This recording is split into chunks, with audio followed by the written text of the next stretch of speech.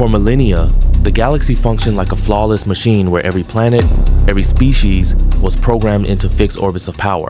The Empire ruled not only with technology, but with a linear mindset, that progress belonged solely to those who controlled the center.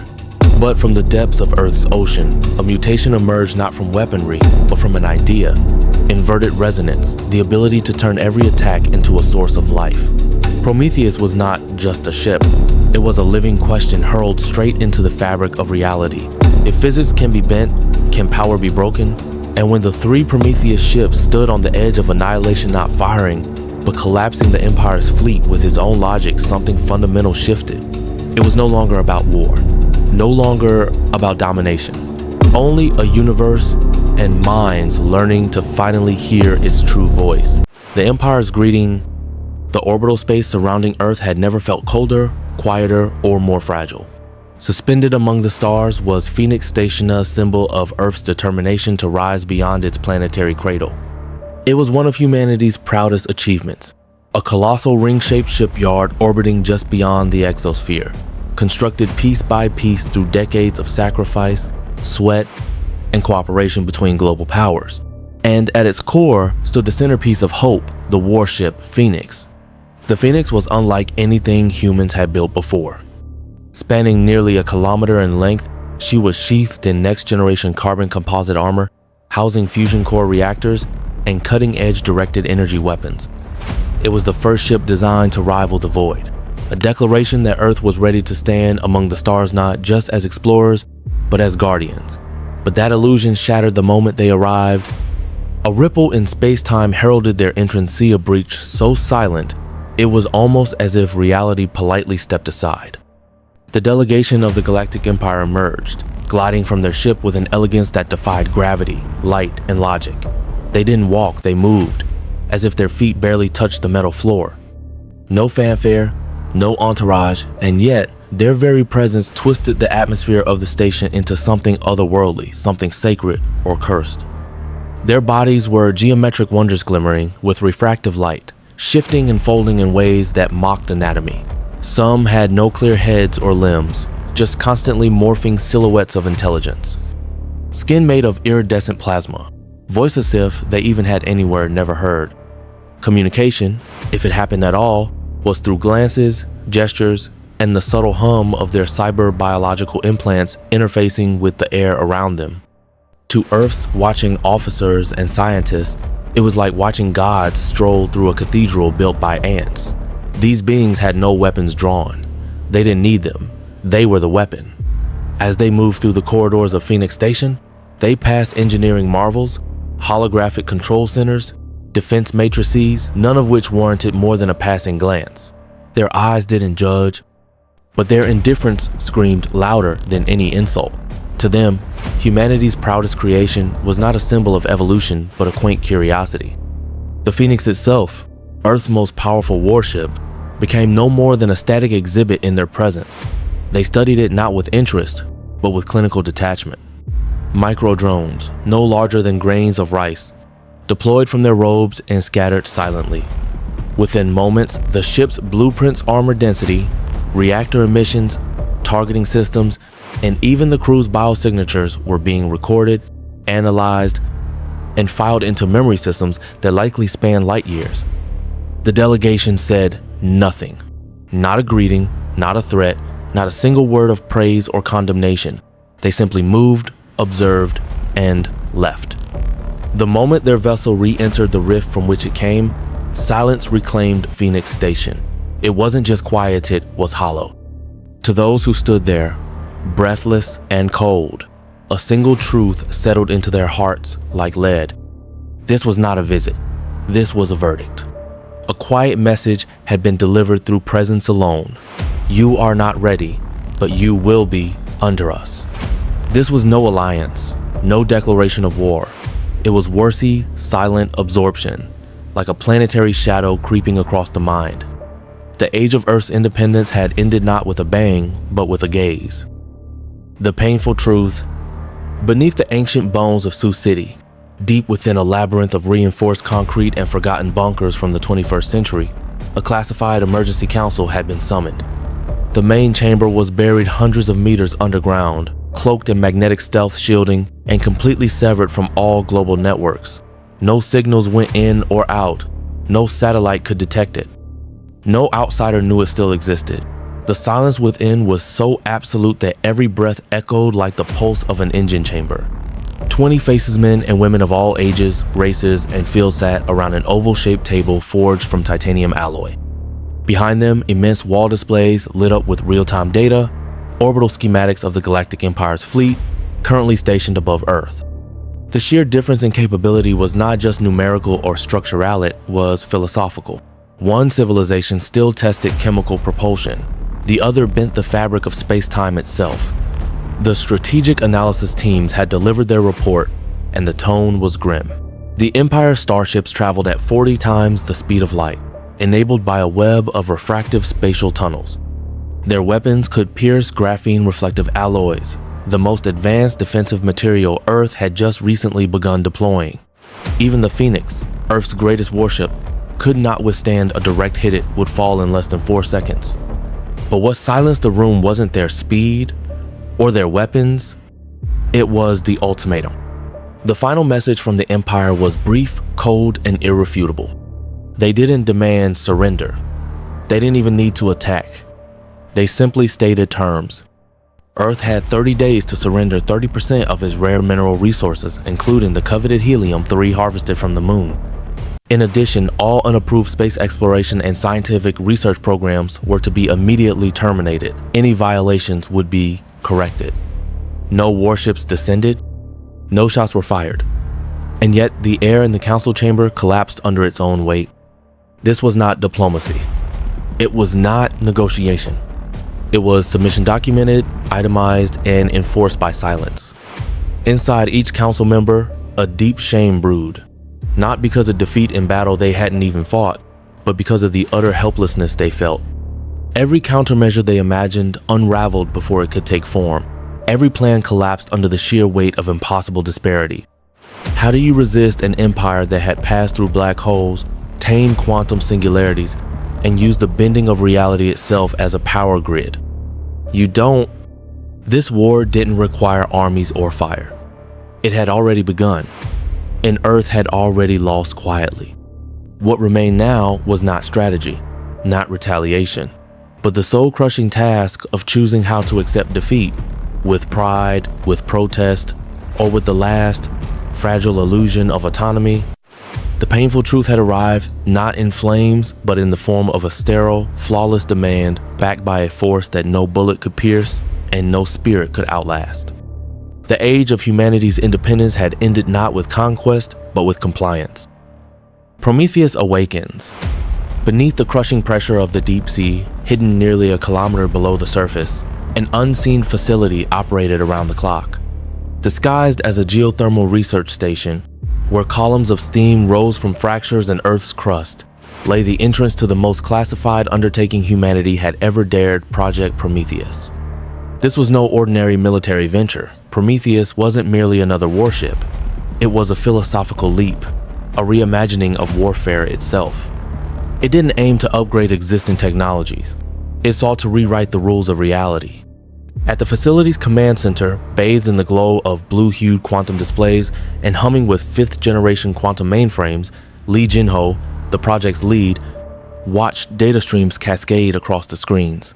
Every flicker, every waveform, carried the weight of Earth's survival. Jinho was no general. He wasn't a politician either. He was a young theoretical physicist mocked as a dreamer by the scientific establishment. His controversial theory involved using inverse energy oscillation patterns to absorb and transmute destructive energy into active propulsion. It had been dismissed as fantasy, yet now, that very idea was humanity's last unrevealed ace still unnoticed by the Empire's all-seeing scanners. For 3 years, ever since the first deep space telescope intercepted the Empire's inbound signals, Project Prometheus had been unfolding in absolute secrecy. Only the Global Security Council and a select few researchers knew of its existence. Its foundations weren't based on classical physics. Instead, they revolved around space-time resonance models, a field so speculative that even quantum AIs once refused to process it without crashing. Now, in the resonance chamber, The first prototype vessel, the Prometheus, neared completion. It didn't resemble Earth's conventional warships. It wasn't massive like the Phoenix, nor intimidating in appearance. Instead, it looked almost alive, sleek, seamless, and glowing with soft bioluminescent pulses. More like a creature of light than a machine of war.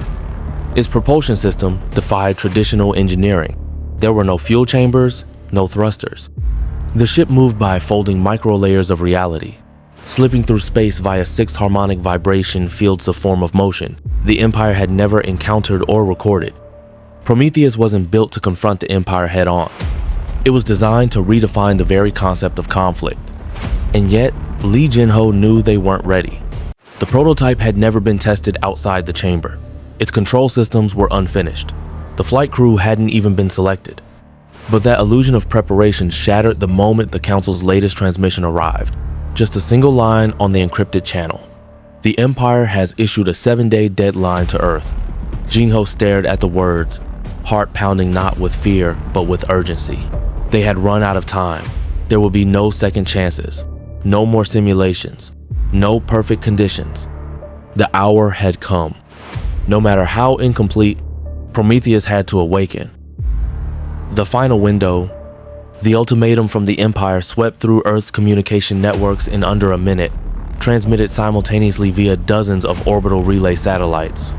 It contained no threats, no thunderous war, cries only, a precisely formatted transmission broadcast across every known frequency. The deadline for automated resource extraction will begin in 7 Earth days. Any delay will be interpreted as resistance. Enforcement protocols will be deployed if necessary. 7 days. No one in the Defense Council dared to speak that number aloud. They all knew what was coming, not an invasion, but a systematic erasure. The Empire's harvesting fleets didn't need to land. They could strip the moon bare in weeks, siphoning helium-3, lithium, and titanium using orbital extractors. And if they wanted Earth's core, their gravitational torque beams could pull it apart before humans had time to react. Far beneath the ocean, Lee Jin-ho and his team received the message through a secure, encrypted internal channel. There was no time for panic, no room for despair. The facility snapped instantly into Red Protocol Maximum Alert. Robotic assembly lines surged to life. Engineers rotated shifts without rest. No one slept more than an hour. Each passing second was a heartbeat for the entire planet. And still, Prometheus wasn't ready. The final trials for the inverted resonance field system, the ship's core weapon and defense mechanism, continued to fail. In simulations, the field destabilized when exposed to mixed frequency energy bursts exactly, the kind of output the Empire's weaponry produced. A single collapse would vaporize the entire vessel and everyone aboard. Then, amid the exhaustion and flickering holograms, a spark of insight flared in Jin-ho's mind like a comet breaking the night sky. Running on near empty, he reviewed telemetry logs from the Phoenix's surveillance data, the first and only close encounter with the Empire's fleet. One pattern caught his eye. A faint, almost forgotten background frequency. Barely noticeable, a steady pulse emitted by the Empire's propulsion systems. A fixed resonance, not just for propulsion, but likely for internal energy coherence. A carrier signal that kept their vessel's quantum cores balanced, synchronized, and stable. And in that moment, Jin-ho understood the answer wasn't to resist. It was to resonate. If Prometheus could tune its resonance field to synchronize with that hidden frequency, it wouldn't be destroyed. Instead, it could invert the flow, drawing energy from the very attacks meant to annihilate it. Each pulse of enemy fire would not harm but empower. A reversed resonance feedback loop. The more the Empire struck, the stronger Prometheus would become. This wasn't war in the conventional sense. It was a symphonia cosmic interaction in which survival wasn't about power but harmony. And this was the final window. A moment of clarity carved into chaos. A fleeting chance, open only once. If missed, humanity would vanish without a trace. No more time for perfection. No more simulations. The universe had made its move. Now, it was Prometheus's turn to answer. Emerging from the shadows, above the vast Pacific Ocean, the sky was a serene, blue untouched, untroubled as if it had never known war. But deep beneath the waves, nearly a kilometer below the surface, a gate was opening slowly, precisely revealing a form unlike anything in the recorded history of human technological evolution. Prometheus was rising. There was no engine roar, no shockwave to churn the sea. Only soft spirals of water rippled outward from the ship's emerging hull, as if the ocean itself was reluctant to release its secret. The vessel's dark gray surface didn't reflect, sunlighted, absorbed it. Light seemed to vanish upon contact, devoured by a skin that denied any glimmer. From orbit, Earth's defense satellites recorded every moment. There were no dramatic flares, no banners or emblems, fluttering in triumphantly, a seamless geometric entity, smooth and compact, bearing a design that didn't resemble any known engineering tradition. Prometheus didn't look like a warship. It didn't resemble any form of transportation. It looked like an ancient cosmic being, roused from eons of slumber on the ocean floor. At the helm, Lee Jin-ho stood within the command nexus. His control suit clung tightly to his frame, interfacing with his nervous system through an intricate array of biosensory nodes. Every reflex, every decision, every spark of thought was transmitted through thousands of neural pathways at the speed of light. The ship didn't just follow his commands, it felt him. The crew, just 25 individuals, had trained for months in immersive VR simulations. They weren't seasoned soldiers. They were scientists, engineers, and resonance theorists, the sharpest minds Earth had left. Their eyes held no fear, only absolute focus. As Prometheus breached the cloud layer and reached the edge of the stratosphere, Earth's global satellite grid registered something astonishing. No familiar propulsion data, no heat signature, no jet pressure, no magnetic distortion. The ship advanced using a localized spatial displacement field, warping space-time around itself in sliding waveforms, leaving almost no trace of motion behind. Beyond the clouds, orbit was no longer silent. The Empire's fleet was already in Formation 6 cruisers and a command vessel, arranged in a crescent pattern like a colossal trap, waiting for the prey to appear. They held position with the effortless precision of superior minds, engines glowing with suppressed power. Prometheus advanced. No retreat, no weapons online. It didn't threaten. It simply arrived. A blurred shimmer, a muted glow, a presence in the dark, and for the first time, the darkness flinched. When fire meets light, the space around Earth stretched tight like the surface of a drum. Every beam of energy from the Empire's warfleet swept across orbital space like the gaze of a predator that had just spotted prey for the first time. That prey was staring back. Inside the command core of the Empire's flagship, Imperial Naxxrath, dozens of eyes belonging to various species were fixed on a single point. A small vessel, a mystery, Prometheus. A ship with no registry, no known weapon configuration, no classification within the Empire's vast intelligence archives. A blind spot in a galaxy they had ruled for over 3 millennia. Aboard Prometheus, alert signals lit up across every screen. Quantum radar arrays detected multi-directional targeting, locked simultaneously activated from all ships. The Empire wasn't known for warning shots. It didn't believe in deterrence. It struck first, claimed first, crushed first, and now it was doing the same. The barrage began. Streaks of blue, violet, and crimson lanced through the void, a storm of destructive force. Ionized plasma beams, gamma disintegration clusters, and phased reality-splitting pulses converged from every vector, each beam capable of annihilating a city, all focused on a single target, Prometheus. Inside the ship, there was no screaming, no sirens, just the calm, focused voice of the control system. Impact in 3 seconds. Connected directly to the ship's neural core, Jin-ho uttered just 2 words: activate system, and the resonance inversion field came online. At the moment of contact, there was no explosion, no flash of devastation. Instead, Prometheus began to glow. The deadly energy beams, expected to rip the ship apart, instead bent gracefully around its hull, drawn inward, absorbed completely. No breaches, no feedback shock. Only a slow, blooming aura waves of radiant light dancing across the vessel's skin. Prometheus wasn't resisting. It was feeding. Back aboard Naxxrath, silence seized the control deck. The Empire's sensor arrays struggled to interpret the readings. Their tactical systems, for the first time, returned null results. The ship hadn't been disabled. It wasn't deflecting. It was responding. As the resonance field absorbed the full impact, it reached second-order harmonic synchronization. Within Prometheus's core, space-time oscillation structures began to spin in reverse alignment, converting the absorbed energy into a focused feedback pulse. Jinho received the signal. Perfect harmonic threshold reached. He spoke again, quietly but clearly. Fire warning wave, 20% power. From the belly of the ship, a white beam formed sharp, silent and impossibly precise. It didn't burn, it didn't explode.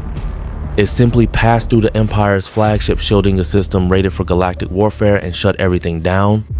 Propulsion, offline. Weapons, deactivated. Lights, gone. The command cruiser, the pride of the Empire's navy, hung in space like a fossil untouched, but utterly defeated. And for the first time in 3,000 years, the Empire was struck and had no idea how. The rising of hope. The orbital space surrounding Earth had fallen into a strange, almost sacred silence. There were no more pulses of energy fire, no flashes from violent impacts. The Empire's Formation 6 remaining cruiser shell positioned in a tight crescent, unmoving, unadvancing. On Prometheus's sensor arrays, the energy readings of the enemy fleet had dropped to passive defense mode. Something unprecedented in the history of interstellar conflict had just occurred. The Empire has stopped firing. Inside the command deck of Prometheus, soft light from the control panels danced across the tense but sharply focused faces of the crew. No one spoke, but in the quiet hum of the ship, something unspoken stirred a shift. The deathly tension gave way to the first flickers of something deeper, something fierce and steady. Hope. Jinho remained in the central pilot chair, still fully linked into the ship's neural core. Data surged through his mind like a flood resonance coefficients, inversion frequency harmonics, quantum pressure levels within the energy transition shell-all readings were now stabilizing. Prometheus hadn't merely survived, the Empire's assault it was growing stronger by feeding on their own aggression. Across the void, the Empire's command cruiser floated adrift, its massive frame, lifeless in low orbit, all systems disabled. Not by brute force, not by catastrophic weaponry, but by something the Empire had never prepared for, the unknowable. A strike that left no wreckage, no flame-only silence, and systems that refused to respond. News of the event, despite its recency, had already begun rippling across the galaxy via encrypted satellite relays. Lunar observatories, Mars research outposts, and even deep-buried colonies beneath Earth's crust had all received the same astonishing report. Prometheus had neutralized an Imperial warship without casualties using a technology never before recorded. The shockwave extended far beyond Earth. On occupied worlds, in star systems buried beneath the boot of the Empire's dominance, whispers began. Species who had long accepted subjugation as fate were now looking up, quietly, cautiously, but unmistakably. For the first time in centuries, they imagined resistance as more than a fantasy. From the shadows of oppression, thousands of years deep, a flicker of light had emerged, and it hadn't come from the stars, but from the last humans who still dared to dream the impossible. Prometheus, a name once given to a myth, to a titan who defied the gods to give fire to mankind, was now more than a symbol. It had awakened. And this time, it did not bring fire alone. It brought hope. Hope for Earth. Hope for the forgotten. Hope for the galaxy. In a universe ruled by fear, where resistance was once silence and hope was a crime, a single vessel had stood in defiance and the darkness had blinked. And that was enough. The second invasion. 3 weeks had passed since the first encounter since Prometheus struck down the Empire's command cruiser with a single, impossible counterattack. And now, the skies above Earth stirred once more. But this time, it wasn't streaks of light or silent pulses in the void. It was a wall of energy, surging forward from the edge of the solar system. Deep space observatories caught the anomaly first. 37 warships emerged from non-time, blinking into real space just beyond Saturn's orbit. The second invasion had begun. But this was no patrol. It was a full-scale planetary purge fleet planet cleansing class in the Empire's own tactical doctrine. 6 task forces woven into one massive offensive phalanx, composed of destroyers, cruisers, heavy transports, and at its center, a Grand Admiral-class flagship, plated in radiant gold alloy, bearing the insignia of Vorex, the legendary general known across galaxies for his brutal suppression campaigns. Earth's defenses snapped to alert, but there was no illusion. No one believed in nuclear missiles anymore. No one trusted plasma shields. Only one force could intercept the coming storm: Prometheus. And there was a problem. Only 3 were ready. The first Prometheus I battle-tested and operational. The second Osiris completed just 1 week ago. The third Artemis activated only 3 days prior. 3 ships, 3 fragile seeds of a new kind of war, 3 sparks facing a sea of metal, fire, and dread. Yet Li Jinho did not panic. He had prepared for this moment. Upon receiving confirmation of the incoming invasion force, he issued only 2 orders.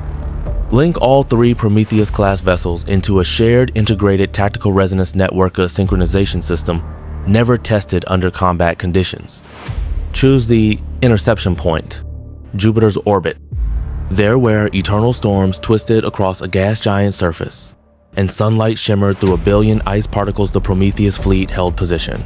They didn't advance, they didn't fire, they waited. And then, it came the Empire's second wave. Like a tidal surge of steel and fire, the invasion fleet flooded into local space, spreading wide into a horizontal formation designed to surround the inner solar defenses. Their numbers alone cast shadows across the moons. From the Golden Command vessel, Grand Admiral Vorex's message was transmitted directly to Earth. Your planet will be purged. There is no place in this galaxy for rebellion. But Earth no longer bowed, and the 3 ships that stood in defiance are not symbols of a nation, but embodiments of a new way of thinking prepared to face the tempest.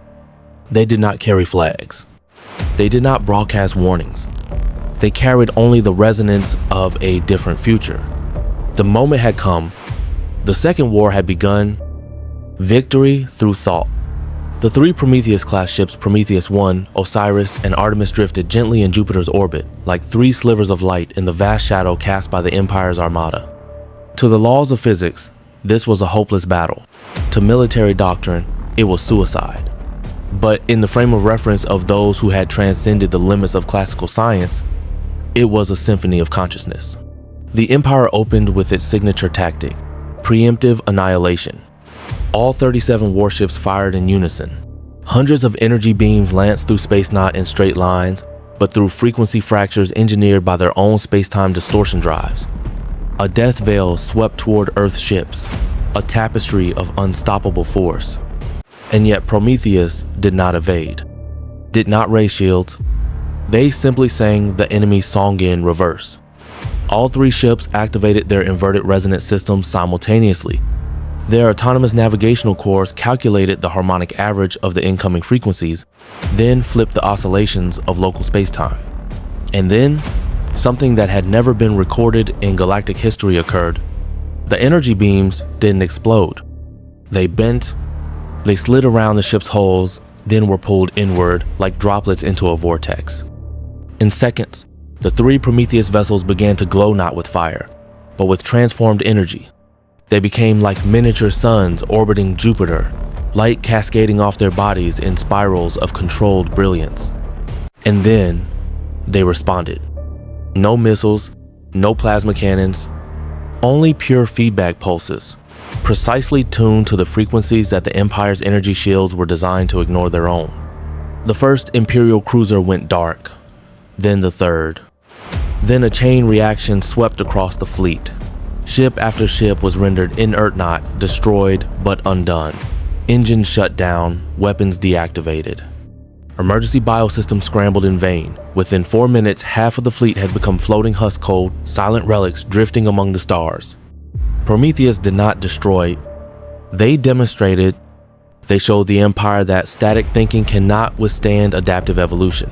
That true power lies not in firepower or numbers, but in redefining the frame of reality itself. It wasn't brute strength. It was philosophy turned to action. On the main screen of Prometheus 1, Grand Admiral Vorex finally appeared. The golden light that once reflected pride on his face was gone. What remained was something the Empire hadn't felt in millennia: disbelief. His voice was hoarse, stripped of command. We don't understand what's happening. That single sentence echoed across the silence of the Starsa confession from a Titan, not of weakness, but of realization. The Empire had just discovered the limits of its dominion, and the future no longer belonged to them.